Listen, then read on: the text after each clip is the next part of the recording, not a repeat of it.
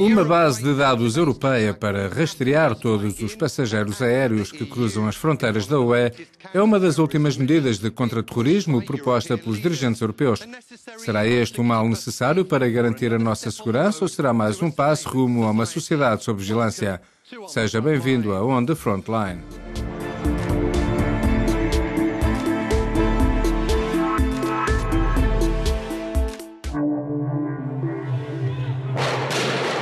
Primeiro a França e a Bélgica, depois a Dinamarca. 3 atos terroristas na Europa, cometidos por extremistas nascidos nestes países em poucas semanas, levaram os políticos a debruçarem-se sobre o reforço da segurança na União Europeia.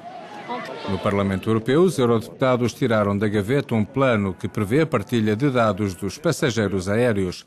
Esta base de dados europeia, se for aprovada, permitirá recolher informações sobre todos os viajantes que entram e saem da União Europeia. Além dos dados sobre os voos e os passaportes, serão também partilhadas as preferências alimentares, as informações dos cartões de crédito, o número de telemóvel e o endereço eletrónico. Os dados poderão ser guardados durante 5 anos e ser usados pela polícia e pelos serviços de segurança. Mas este é um plano controverso. Os defensores das liberdades cívicas argumentam que o sistema viola a privacidade das pessoas, enquanto que os promotores do sistema asseguram que o registro do nome dos passageiros será uma ferramenta fundamental na luta contra o terrorismo. A proibição de sítios da internet extremistas e uma melhor partilha da informação entre os diferentes serviços de segurança também estão em cima da mesa, assim como o sistema Schengen. Países como a França e a Espanha evocam a possibilidade de reintroduzir os controlos fronteiriços. Um acordo sobre estas matérias parece, no entanto, difícil, especialmente se os eurodeputados julgarem que podem colocar em perigo as liberdades individuais dos cidadãos europeus.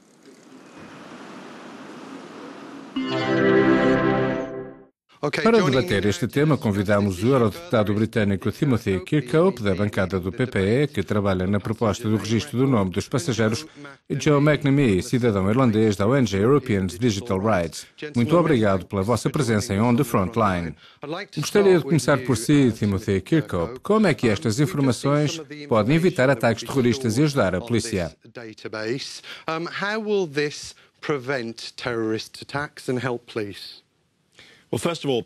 Quanto ao registro do nome dos passageiros, há muitos anos que se registram passageiros por intermédio da informação que as transportadoras aéreas pedem aos viajantes. Mas isto é diferente porque vão registrar tudo.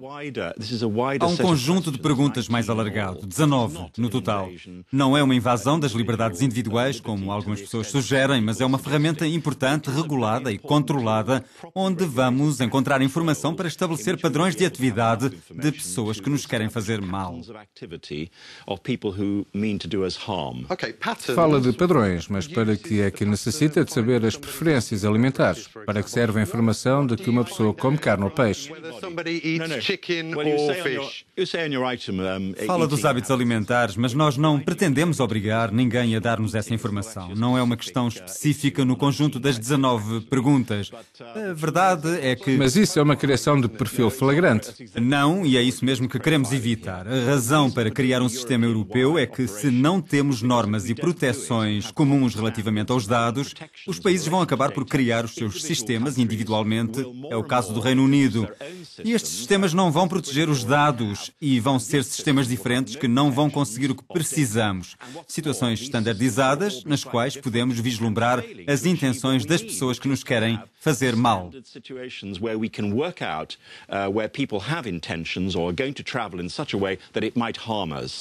Muito bem, uma medida sensata, unificar os dados para nos proteger a todos.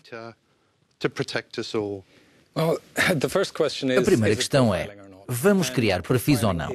Para criar perfis é preciso recolher o máximo de informação possível e criar padrões para identificar pessoas que cabem num determinado padrão. Dizer que a busca de padrões não é criação de perfis é uma contradição óbvia. Nada nos mostra que esta é uma medida necessária e proporcional. Parece-me uma afirmação errada, porque nós falamos com os serviços de segurança e com as autoridades policiais e acabamos por estar à procura do mínimo em termos de retenção de dados que lhes pode ser útil para fazerem o seu trabalho. Existem, por isso, muitos contrapesos. Não estamos a criar perfis. Isso seria, no caso das companhias aéreas, vigiarem cuidadosamente os viajantes em determinadas ligações. Se isto não é criação de perfis, não sei o que é. O que queremos fazer não é isso. Não estamos perante uma ladeira escorregadia? A pouca privacidade que nos resta está lentamente a ser corroída. O que é que nos vai pedir a seguir? As palavras-chave dos e-mails? Não, o que se trata é que acreditamos que este é o nível mínimo de informação que seria útil para nos ajudar a enfrentar as ameaças atuais e não falamos apenas do terrorismo. Se não fizermos o que proponho, então vamos acabar com muitos sistemas sem contrapesos. O que é melhor? E acerca da liberdade. A liberdade é importante, mas a segurança também é muito importante para que se possa usufruir da liberdade.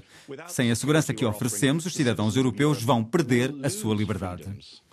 Joe McNamee não está enganado sobre quem são os maus da fita nesta questão? Não, claro que não. É fundamental encontrar medidas que sejam efetivas, que funcionem e defendam o nosso Estado de Direito e os princípios democráticos.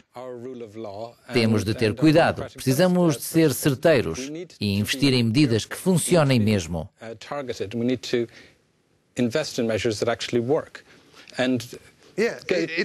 Não é claro como é que este sistema poderia impedir os últimos ataques terroristas. Os autores dos atentados de Paris, os irmãos Kouachi, eram conhecidos das forças de segurança. Os assassinos de Lee Rigby também. Este é mais um caso em que as agências de segurança lavam as mãos, não? Deveriam ter utilizado as informações que detinham em vez de pedir mais meios, que é o que fazem sempre. As nossas forças de segurança têm um trabalho muito difícil e reconhecemos o facto que os direitos humanos são muito importantes. Mas acho que casos como o Lee Rigby, e eu não estou a tentar empurrar isto com a barriga, a tentar mostrar que estes casos não teriam acontecido, porque não o posso garantir, mas tenho boas razões para crer que há vários tipos de ameaças terroristas e áreas onde atuam os criminosos em que o registro do nome dos passageiros pode ser capaz de atuar.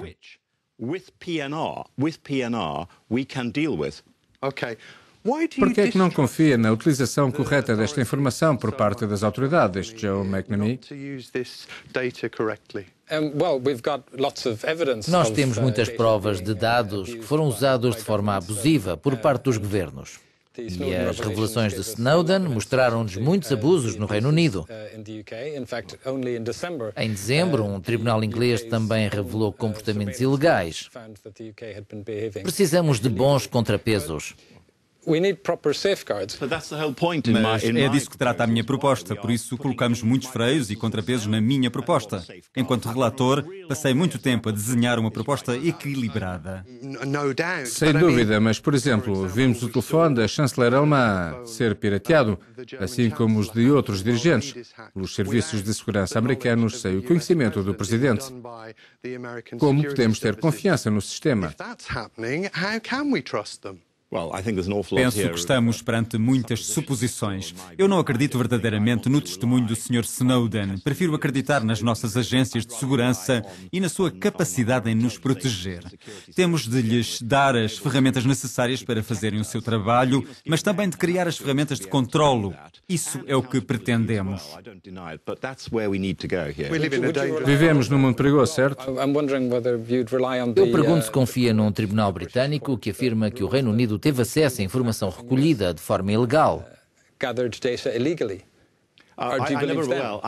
Eu sou advogado e nem sempre confio nos tribunais. Escuto-os e certamente que estou atento ao que disse o Tribunal de Justiça acerca da proporcionalidade relativamente a questões de dados em geral, não acerca das minhas propostas.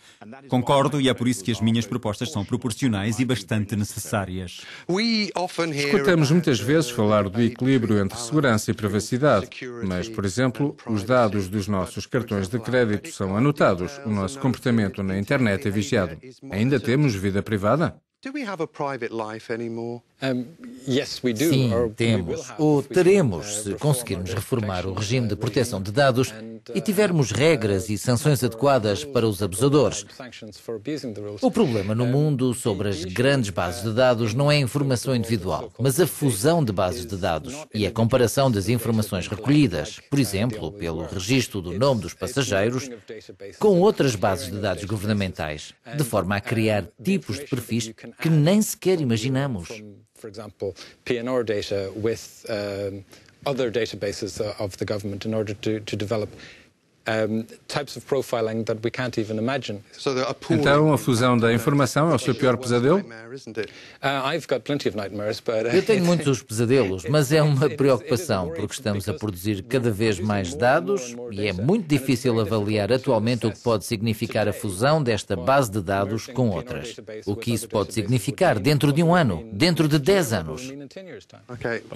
Já não temos vida privada?